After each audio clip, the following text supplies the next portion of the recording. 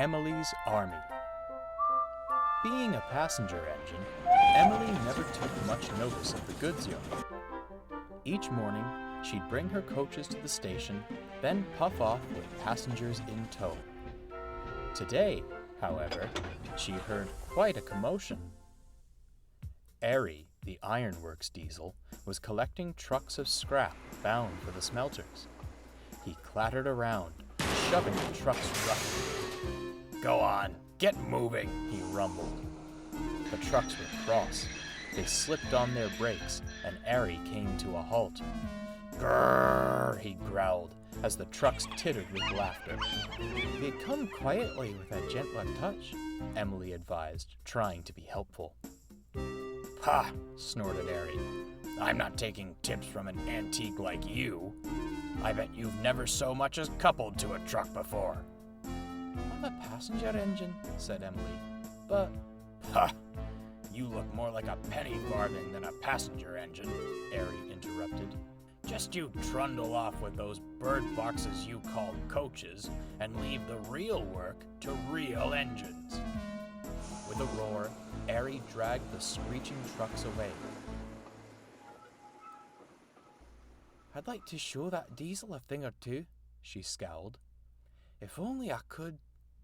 Oh, yes, that's exactly what I'll do."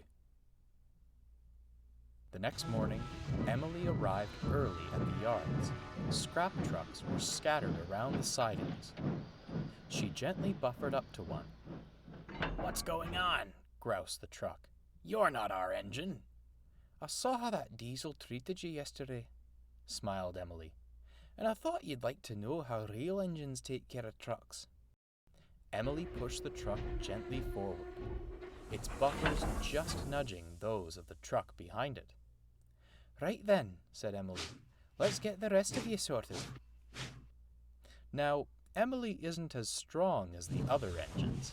The trucks were loaded with heavy, rusted steel, and she had to work hard to get them moving. At last, tired but pleased, Emily had the train ready. When Arie arrived, he was speechless. "A gentler touch seemed to do this time, but what do I know? I'm not a real engine," winked Emily, and she left to find her coaches. Arie was furious. He banged into the trucks as he backed down. "Who's this horrid oily thing?" they cried. "We want Emily." Arie ignored them, but the next few days were awful. The trucks gave him more trouble than ever. They only wanted to be pulled and shunted by Emily. It didn't take long for Arie to hatch a scheme of his own. "I was wrong," he said when he next saw Emily. "You are a proper engine, and I have much to learn." Emily smiled triumphantly. "Do you think you could take these trucks to the scrapyard? They don't want me anymore. They're like your own little army. Please, show me how you do it." "Of course," smirked Emily. "I'll show you how to handle them." Perhaps if Emily hadn't been so conceited, she might have remembered she wasn't built for goods trains. The trucks were pleased to see her, and when the guard's whistle blew, she tried to move forwards. Her big wheels had trouble gripping the rails, and the trucks were heavier than ever. At last, she began to move slowly out of the station.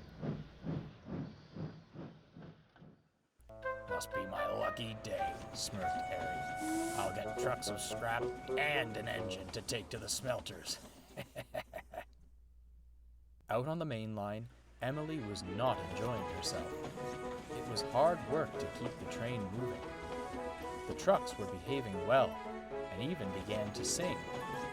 "Emily's Army here to stay, Emily's Army on our way." This made Emily smile, and she puffed determinedly onward. Just when she thought it was becoming easier, the line started to slope downwards. She felt the weight of the trucks on her buffers, and the train picked up speed. "Ooh!" she cried. The wheels couldn't get a proper grip, and her brakes weren't strong enough to hold the trucks. "Stop! Stop!" she wailed. And that's when it happened. "Hold back! Hold back!" called the trucks. Much to her surprise, Emily found herself slowing down. At last, the line grew level and the train came to a halt. The driver inspected Emily. "A valiant effort, old girl," he said, "but that was too much for your brakes. I'm afraid we'll have to call for help." Soon, Boko arrived. He left Emily at the works, then took the trucks on to the smelters. The fat controller came to see her. "Emily, I know you're eager to be useful, but you should have known a train like that was beyond your capabilities." "I'm sorry, sir," she sighed. "I just wanted to show that Arie a thing or two." "The yard manager told me all about that," smiled the fat controller. "He was quite impressed with your shunting. You may not be able to pull heavy trains, but I know how your expertise can be put to good use." When Emily returned from the works, she felt better than ever. Her brakes were stronger, and her brass shone brightly in the sun. The passengers were thrilled to have her back, and even the trucks cheered when they saw her. And Arie? Well, Emily did show him a thing or two. The fat controller made sure of it. He was confined to the yards under orders not to leave until he learned Emily's ways of shunting. Needless to say, the topic of real engines never came up again. There's no one quite like Emily, friendly Emerald Emily. You don't need to ask her twice when you want some sound advice. All those who know Emily know what shows